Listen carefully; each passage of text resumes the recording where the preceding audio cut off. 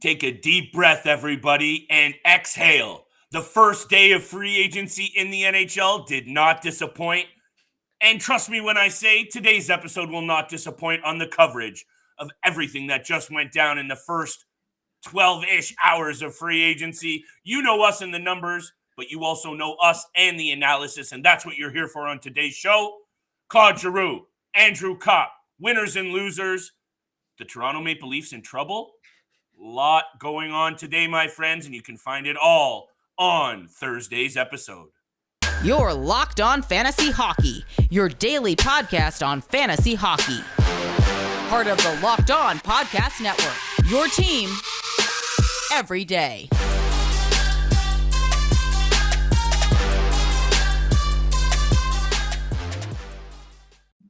Hockey heads, fantasy fanatics, and degenerate gamblers alike, welcome back inside the Locked On Fantasy Hockey Podcast Lab with your boy Steele Roden and your boy Big Flip Livingstone. I don't even want to run this intro longer than it needs to be, Steele, because there is so much to talk about on today's episode. Merry Christmas in the NHL world, everybody, because for fantasy fans, hockey fans, and just in general sports fans, you can appreciate all the buzz that comes along with today. And trust me when I say this is the spot to be. Thank you for making us your first listen every single day. Today's episode is going to feature a lot of what you want to know, including Steele's and I, winners and losers of the day, our favorite signings, our favorite trades, and more importantly, perhaps, the impact on the fantasy landscape, because she's a changing, Steele, and she's changing real quick. And I'm very, very excited, as always, to hear what you have to say from a fantasy perspective, but also just to keep me in check, because I'm a little bit off the rails these days. I'm fired up as always. The offseason is an important time for fantasy heads, and we're here for it all. Steele, let's start with our favorite signings, deals, trades, however you want to look at it. What were your favorite moves of the day? And there's still some trickling in right now and more to come. But so far, what have you seen that's really been, caught your eye, let's say?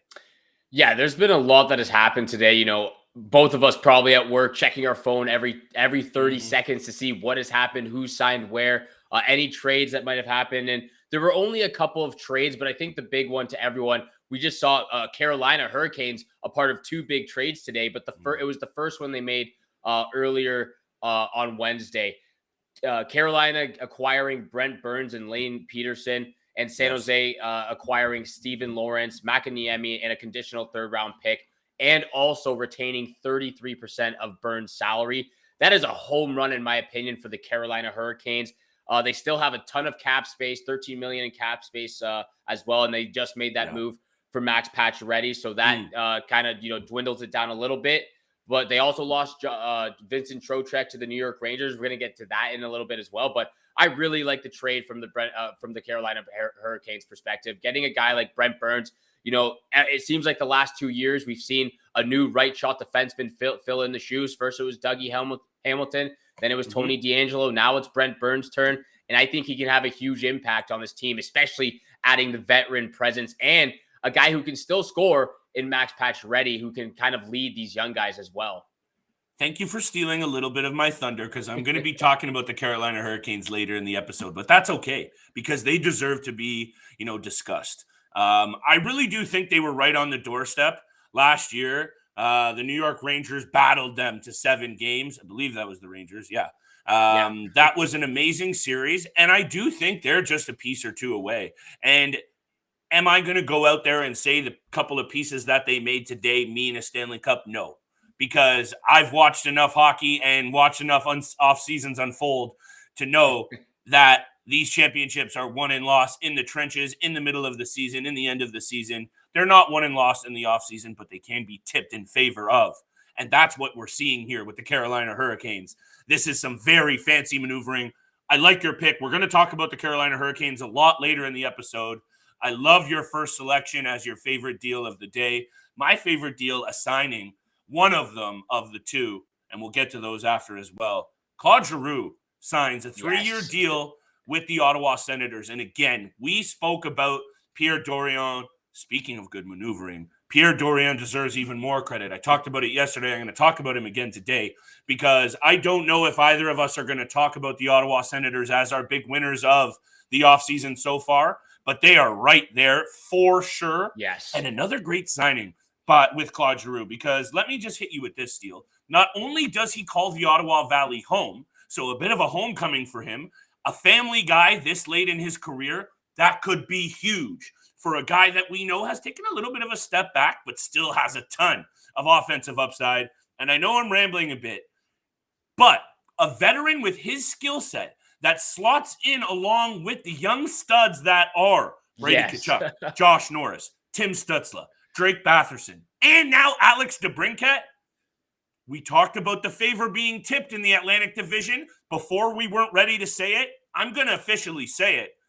The Atlantic Division needs to be on notice now because these Ottawa Senators will not be no joke, especially if they can add a D-man, which they do need.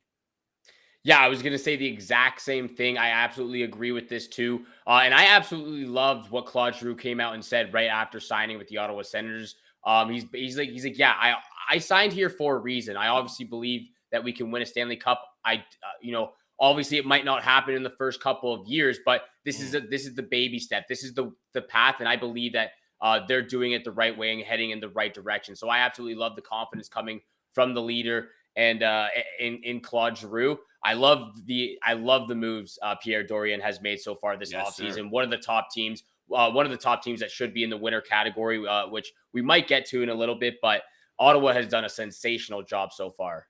And you know what I think I wanted to mention before we move on to our second favorite moves of the day, Steele, is all of a sudden, all of those names that I mentioned, if they weren't on your radar fantasy-wise, the Ottawa Senators' top 6 now become automatic top 10 targets, top 10 rounds, targets for me offensively for sure, if not higher, because now you're talking about a very, very offensive, potent offensive crew here. So if they can find someone to play some big minutes with Shabbat on the back end, and I know that's a big if. Yeah. We'll see what they can do. They ship off Connor Brown to Washington, by the way. That just happened before we hopped on for 2 draft picks. So they had to move something around because there was too many bodies there in the water. They get a couple of good draft picks, I believe a couple of second rounders for Connor Brown. So maybe they can use a couple of those pieces and maybe some of their assets, maybe even an Alex Formanton, maybe one of those pieces, and bring in a middle pairing D-man. We'll see what happens with the Ottawa Senators because I don't think they're done yet, believe it or not. But winners for sure, and I love that move. Another winner, Athletic Greens, Steele. It is one of those products that Steele and I use both before and after the gym to stay energized and healthy. But what is it? It's a delicious scoop of Athletic Greens, 75 high-quality vitamins, minerals, and probiotics to help you start your day right. This special blend of ingredients helps with your gut health, your nervous system, your immune system, your energy, focus, all of that and the above. Right now, it's time to reclaim your health and arm your immune system with convenient daily nutrition. That is Athletic Greens. To make it easy, Athletic Greens is going to give you 1 free year supply of immune-supporting vitamin D and 5 free travel packs with your first purchase. All you have to do is head to athleticgreens.com/NHL Network. Again, that is athleticgreens.com/NHL Network to take ownership of your health and pick up the ultimate daily nutritional insurance. Thank you so much for making the Locked On Fantasy Hockey Podcast your first listen every single day. Don't forget, we are free and available on all podcast platforms, which also includes YouTube. So please hammer the subscribe, hammer the follow button. Flip and I appreciate all the love and support out there. And thank you so much for tuning in for today's episode of the Locked On Fantasy Hockey Podcast. And Flip, I'll throw it over to you for your second favorite deal of the day. I want to hear what your second favorite deal of the day was. Look, I'm going to leave your praise for the Detroit Red Wings to later in the show because they definitely deserve some. But a piece of that praise includes bringing in 28-year-old Andrew Copp, who just spent 6 seasons in Winnipeg and a little bit in New York with the Rangers. And look, he's coming off a career-best season, 21 goals and 32 assists for 53 points in 72 games. He's an effective pivot. He is an effective bottom sixer, even can slot up if you want to on the second line. Also, he is a Michigan boy. I'm going to leave the rest of the discussion of the Detroit Red Wings moves to the later half of this show. But what needs to be mentioned is how nicely a guy like Copp, who is a veteran, slots into this lineup now, along with David Perron signing, along with a couple of the other moves that the Detroit Red Wings have made. Again, they should be on your radar as some very valuable fantasy pieces, and on your radar as much as every time you and I spoke about this Steele last season, about how we really love the direction that Steve Yzerman is taking these Detroit Red Wings after being dealt a bit of a bad hand from Ken Holland in terms of contracts. I need some air, but here they go now, Steele. And I really do think this is the season they take a step forward, and for good reason, because right after Dorian, I would say Yzerman's got to be one of those GMs that deserves a little bit of applause. Yeah, he's been absolutely fantastic too. I have a lot to say about the Detroit Red Wings, so I'll save it for later in the show. So Thank you for highlighting some of those. Second favorite deal then. Yeah, my second favorite deal is my boy Robert Thomas, and you and I have talked a little bit about him. You had top 5 centerman of course, had to put him up there because he just signed a massive deal with the St. Louis Blues, 8 years, $65 million contract. And he's only 23 years old. We knew this guy was due for a payday. 20 goals, 77 points in 72 games this past season. A little bit of a down season prior to this one. I believe he had 9 points in 30 games, but everyone had a down season last year, so I didn't think that really mattered. And for me, he's one of the best centermen at his age. And you and I have discussed this. It's debatable where he should be, maybe top 3 or second or first, but he's one of the best centermen at 23 years old, and I believe this is can get to it that can become a 30 goal scorer in the NHL. He's only had his high in his entire hockey career has only been 20 goals, but I believe he can get to 30 goals in the next couple of seasons. An underrated shot.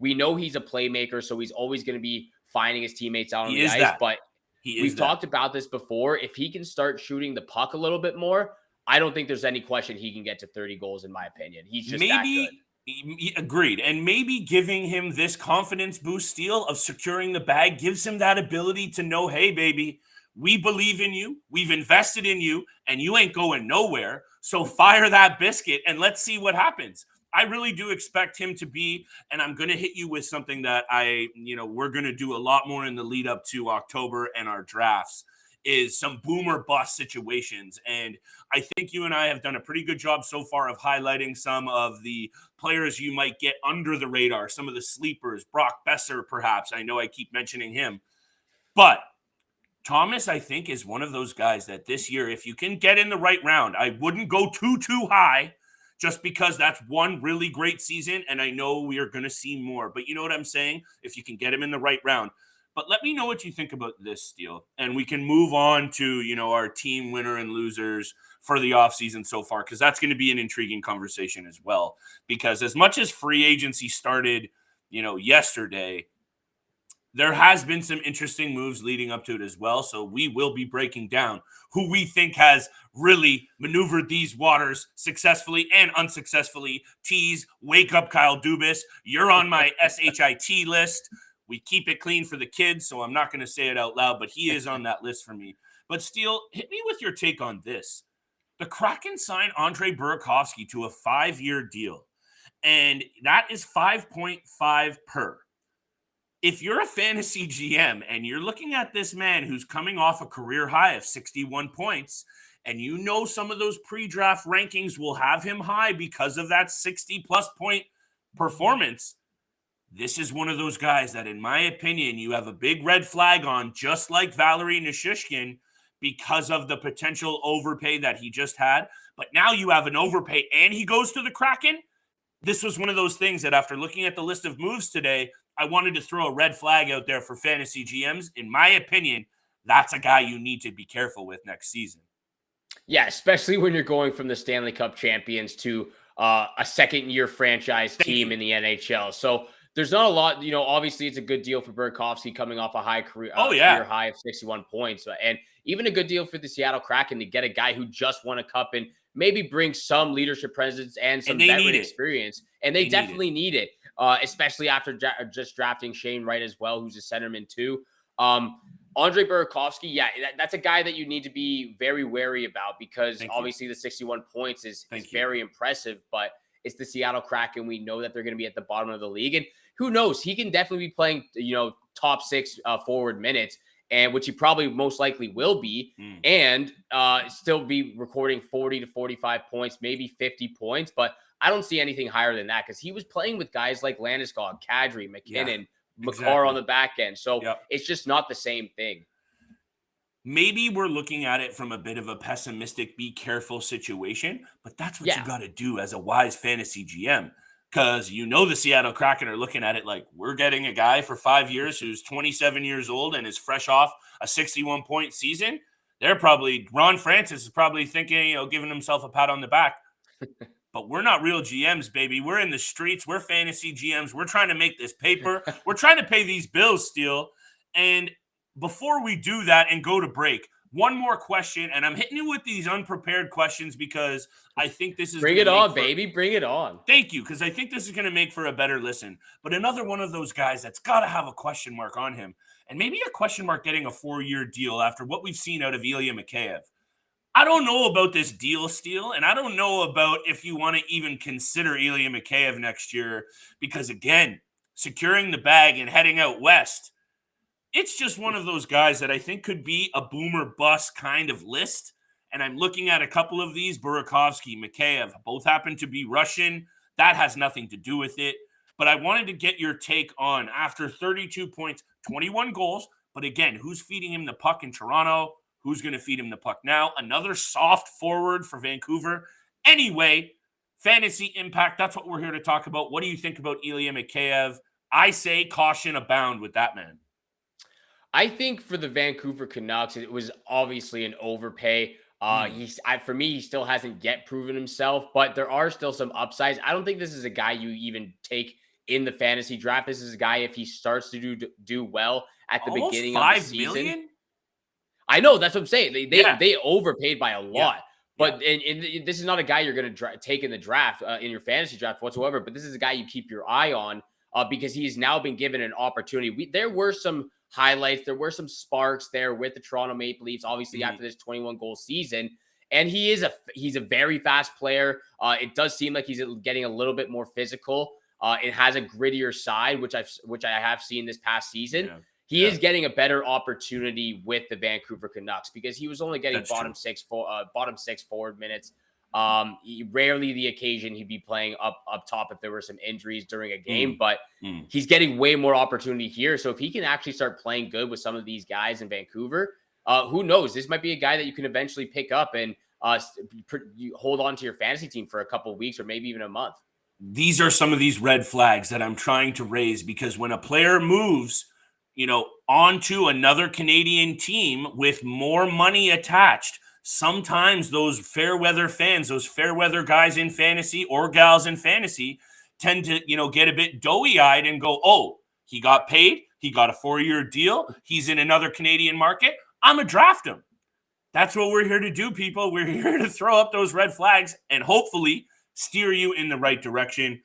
And speaking of that, Steele, I have one more take to hit you with, but maybe we go to break and I'll take you in after that because I think you're going to like this one a little bit more. And we're also going to feed everyone with our winners and losers of the offseason so far as well. Yeah, we're going to get over to our winners very, very soon. But what is always a winner in our books and should be in your books is Built Bar. From the people who invented healthy and tasty comes the latest gift to your taste buds. Your friends at Built have given Coconut Brownie Chunk the Puffs treatment. That's right, the Coconut Brownie Chunk Built Bar flavor you love in a deliciously chewy marshmallow. That's right, too, covered in 100% real chocolate. But don't stop drooling right now. They're so good for you. Low calorie, low sugar, high protein, and so delicious. Coconut Brownie Chunk Puffs are only here for a limited time. So go to Built.com now to make sure you don't miss out. They are going fast because they are a fan favorite and super amazing. The best part about Built Puffs, of course, they taste amazing, but you can enjoy them guilt-free because they are actually good for you. Delicious coconut-rich, sweet brownie, marshmallow. Stop fantasizing. Go to Built.com right now to get your Built Puffs. Go to Built.com, use promo code LOCKED15, and get 15% off your order. I'll say that one more time. Use promo code LOCKED15 to get 15% off your order at built.com. Thank you so much for making the Locked On Fantasy Hockey Podcast your first listen every single day. Don't forget, we are free and available on all podcast platforms, which also includes YouTube. So make sure you hit the subscribe and the follow button. Flip and I appreciate all the love and support out there. And thank you so much for tuning in for today's episode. And Flip, I'll throw it right back over to you. What is this last mysterious question you're throwing my way? Hey, I don't know if you're into this, but it's just because there's been so much news. So I apologize for the left field questions, but I love it, man. I love it. I think they're pertinent. And I really do think we're feeding the listeners out there some insight on the fantasy realm, because trust me when I say I've been through the grinder of too many poor decisions when it comes to fantasy drafts. I mean it. I've taken it on the chin, and I'm just trying to highlight a few points that are really going to tee us up nicely, Steele, for when we head into the draft. I'm going to stop wasting time here. But one of the deals of the day that I didn't want to say was my favorite or that I disliked, but from a fantasy perspective, and I'm going to read this tidbit and you can tell me who I'm talking about. The well-liked number 11 pick in the 2010 draft is now $25 million richer and playing behind a roster that features two motivated superstars. Who would that be? Mr. You got to guess? Because I'm not trying to ring you out to dry. I was gonna say no. I don't have a goaltender guess, who just moved to a new Canadian city. Mr. Jack Campbell is in a very, very interesting situation here. He is a well-liked goaltender. And the Edmonton Oilers, I know, had Mike Smith, who is a gamer, but they haven't had a guy back there to make them that big clutch save. And I know Jack Campbell has had a bit of a spotty track record. He was pretty good in this year's playoffs. And I know the Leafs may have fumbled the bag a little bit here, and that's a whole other conversation, how you know I already feel about. But Jack Campbell has an opportunity here, a good one. And I know the blue line in Edmonton is what it is, Steele. But for me, Jack Campbell is a goaltender that I'm going to double circle, because his superstars might be motivated, but so is he. The Toronto Maple Leafs obviously did not believe enough in him to pony up the dough, and the Edmonton Oilers are right there, in my opinion. They are right there, and I'm not the only one to think that. So what I want to know from you is, are you going to look at Jack Campbell as a bona fide option in your blue paint? Because I know I am. Yeah, he is. He's obviously he's one of the He's one of the first 10 goalies to go off the board, in my opinion. Yeah. The Edmonton Oilers made it to the conference finals last year against the Colorado Avalanche and got swept by them. And they had Mike Smith in that. He's 41 years old. Yeah. They now have Jack Campbell. Look, if they can get to the conference finals with Mike Smith, they can get to the Stanley Cup finals with Jack Campbell, even with defensive group. So that's all Jack I needed Campbell. to know. Yeah, okay, perfect. That's all I needed to know. And that's not cutting you off in any sense of the form. I'm just more so throwing out this point that I think one of the ones that fell under the radar today, and maybe 5 years might be a bit much for a guy with the track record that is Jack Campbell. Maybe, if you're nitpicking, you'd like to see 3 or 4 maybe. Who gives a damn? The old Oilers needed someone in there. They got their guy for now. Let's see what happens. But when I look at that Steele, that's one of those guys that maybe not every GM is going to be right on the ball with. The Edmonton Oilers are going to win a ton of games. I don't know about the playoffs, but they are going to win a ton of games. And in my opinion, Jack Campbell, just like you said, should be a top option. We're going to leave it at that because it's time for our winners and losers of the offseason very, very quickly. I'll keep it short and I'll kick it off with my winner, Steele, in my opinion. And there are a few that we've alluded to. I'm going Carolina, baby, because the last deal that we heard trickle in before we started recording this was Carolina gets Max Pacioretty for future considerations. They don't lose any pieces off the roster. They also bring in Brent Burns to play up top with Slavin and Pesci and, I guess Brady Sky as well. Ski, Sky, play that. Let's play that hockey. The segment, but you know what I'm talking about, right? With I know Chance the Rapper, baby. Yeah, thank you. Anyway, very quickly, and I don't think much needs to be said about it, honestly. Carolina Hurricanes are winners, in my opinion. They were right there against the New York Rangers, and now they bring in Patches. They bring in Brent Burns, a big shot on the blue line.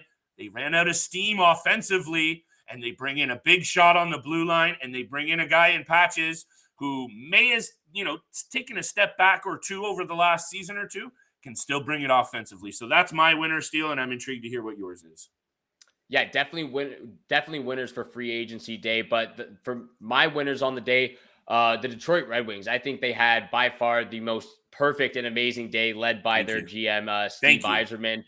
Detroit Red Wings, let's go right from the beginning. Ville Husso, a 3-year deal, traded by the St. Louis Blues, signed for $4.75 million. Andrew Copp, like you said, 5-year, $5.63 million. They add some depth on the blue line. Ben Chiarot, 4-year, $4.75 million. David Perron up front for 2 years, $4.75 million. Olli Maatta on the back end. Kubalik for 2 years. Thank you for mentioning Kubalik. Thank you for mentioning that, because a bunch of deals today. Yzerman, seriously. Brent Kubalik scored 30 goals 2 seasons ago, and I know he's only had 15 goals and 17 assists last season. All of a sudden, the Detroit Red Wings offensive attack is so much more balanced. And wait a second. Check what division they play in as well, Steele. All of a sudden, the bottom of the Atlantic isn't as soft as it used to be. Yeah, look, they've had an absolutely fantastic day. The one trade with Ville Husso, the 6 signings from all 3 of those guys. And the thing I love is they've signed half these guys for short-term deals. So they give themselves a lot of flexibility with their future as well. They already have a ton of cap space, too, heading into next season. Yeah. They do have a couple of UFAs, but again, those UFAs, if they can't re-sign them, they got to lock up Bertuzzi and Larkin right away with that free cap space they have for next season. And just like that, the Atlantic becomes probably the best division in the NHL right now. And I also want to throw some honorable mentions over to the Ottawa Senators with the Claude Giroux signing, the Alex DeBrincat and Cam Talbot trades as well. They're right there, also, in my opinion. Also right there. But the Tampa Bay Lightning locking up 3 huge guys, Anthony Cirelli, Eric Chernak, Mikhail Sergachev, even signing Ian Cole for a 1-year, $2 million contract after just trading Ryan McDonough away. So and the Atlantic division, they had to replace Ruta. The Atlantic division becomes, in my opinion, the best and toughest division to play in now, besides Buffalo and Montreal. And who knows, Montreal could do something too if Carey Price is back. Yep. But besides Buffalo, in my opinion, who's probably still going to be at the bottom of the league, the Atlantic division is absolutely stacked, in my opinion. So also did we miss the fact that they also got Ben Chiarot? I said that. I mentioned it. Okay, thank you. I'm just saying, I know it was a bit of an overpay, but that man is a big bruiser, and they brought in some nice pieces, some veteran pieces to play alongside some of the Moritz Seiders and the Lucas Raymonds of the world that, yes, we like the additions, but also these are guys that know how to get it done in the NHL. They're not bringing on prospects. They're not bringing on guys in their early 20s. Maatta, 27, Copp, 28, Kubalik, 27. Those are basically veterans now in the NHL. Yeah. That's another winner. And what I wanted to hit you with, and this is one of the takes that I've been waiting to save to hear what you have to say about it, Steele. The Detroit Red Wings were winners, and that was clear. In my opinion, the Toronto Maple Leafs were losers. And I understand the cap situation they're in. I understand what Kyle Dubas has to work with. But he has to work with it mostly because of what he's done to himself. So I have no sympathy for what's going on in Toronto. And to go from Jack Campbell, who I understand had his moments of inconsistencies and doesn't have the greatest of track records, Mrazek as well. But this lateral move of Murray and Samsonov from Campbell and Mrazek makes zero sense to me.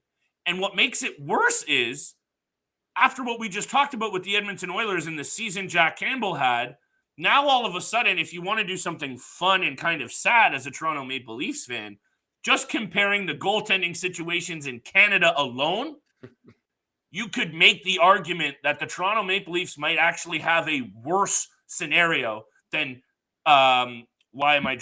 Jake Allen and Sam Montembeault in Montreal, because Montembeault played pretty solid down the stretch. Allen was injured, and I don't know what's in store for this Toronto Maple Leafs unit, Steele. I don't need to talk any more about it. In my opinion, they're losers. If you're in the conversation of Jake Allen and Sam Montembeault and you're behind them, enough said. Yeah, they're definitely losers on the day as well. Just a lot of small deals, minimum salary contracts, nothing really to talk about besides the Matt Murray. But again, they didn't really do too much. Definitely losers on the day. But my losers are actually the New York Rangers. And Okay. besides the Vincent Trocheck deal, which was 7-year, $5.63 million, a guy who can get 45 to 50 points. So yeah, the deal's pretty fair. I like the deal. But when you've been linked to so many guys like JT Miller, Patrick Kane, even Evgeny Malkin, when it came out that he was going to be testing the free agent market as well, you get a little bit excited inside. You're like, oh my God, what are the Rangers going to do? Are they going to even be better than last season? Yeah. And, you think about it, you're like, oh, are the Rangers going to get a reunion with JT Miller? Are they going to reunite Artemi Panarin and Patrick Kane? Obviously it was unlikely Evgeny Malkin actually goes there, but just the rumors that come out, you get you excited, and it's kind of a letdown when they only signed Vincent Trocheck, in my opinion. So I've got the New York Rangers as the losers. Two things very quickly before we wrap this bad boy, and I'm impressed that you and I have held this down to 30 minutes and change, because honestly, I think you and I could sit here with a couple of wobblies and talk for an hour or two or more with all the fantasy impacts that have happened. More will be coming, and you know what that means. Hammer that subscribe button right now. Don't miss a single second of the analysis and breakdown on the fantasy scene. That is going to continue to happen for y'all out there all summer long in the lead up to the real drafts. First of all, Vincent Trocheck, 7 years for a guy who's 29 years old and has already dealt with multiple serious injuries in his career. That contract is going to age poorly. That's number one. Number two, the New York Rangers sorely needed some secondary scoring. That's what tripped them up big time in the playoffs. So you swap out Copp and you bring in Trocheck. I say that's an upgrade in the short term. I don't know about what that's going to mean for this team if things don't go well next season or after. So there's the little caveat there. And I was going to mention something else, but it's escaping me, Steele, and that's okay because that's what we do. That's okay. I'll reel you back in, Flip. Don't worry about it. Thank you. Thanks for tuning in to this episode of the Locked On Fantasy Hockey Podcast and making it your first listen every day. For your second listen, though, go check out Locked On NHL. Locked On experts give you a daily 30-minute podcast on all things NHL all year long. Stay up to date on everything in the hockey world. Locked On NHL, your daily 30-minute NHL podcast. It's free and available wherever you get your podcasts, just like this one right here. So make sure you hit the subscribe, hit the follow button. Once you do, you'll get all the latest episodes every Monday through Friday, 7 o'clock in the morning Eastern time. Thank you again so much for tuning in for today's episode with Flip and I. Have a great day. Good luck with all your bets out there, and we shall see you back here again tomorrow. I don't know if we're even going to include this in the episode or not, Steele, but I felt like we should include it because breaking news out of the NHL means Johnny Gaudreau is on the move. According to Elliot Friedman from Sportsnet, Johnny Gaudreau is on the move for a mega deal to the Columbus Blue Jackets. Womp, womp. Lots more about this trade, or signing, I should say, will be coming up on tomorrow's episode. But if you stay tuned to the end of this one, I don't know where Steele might edit this bad boy in, but Johnny Gaudreau, that's breaking news to the Columbus Blue Jackets. I don't know what you think about that, Steele. And that's real news, by the way. What?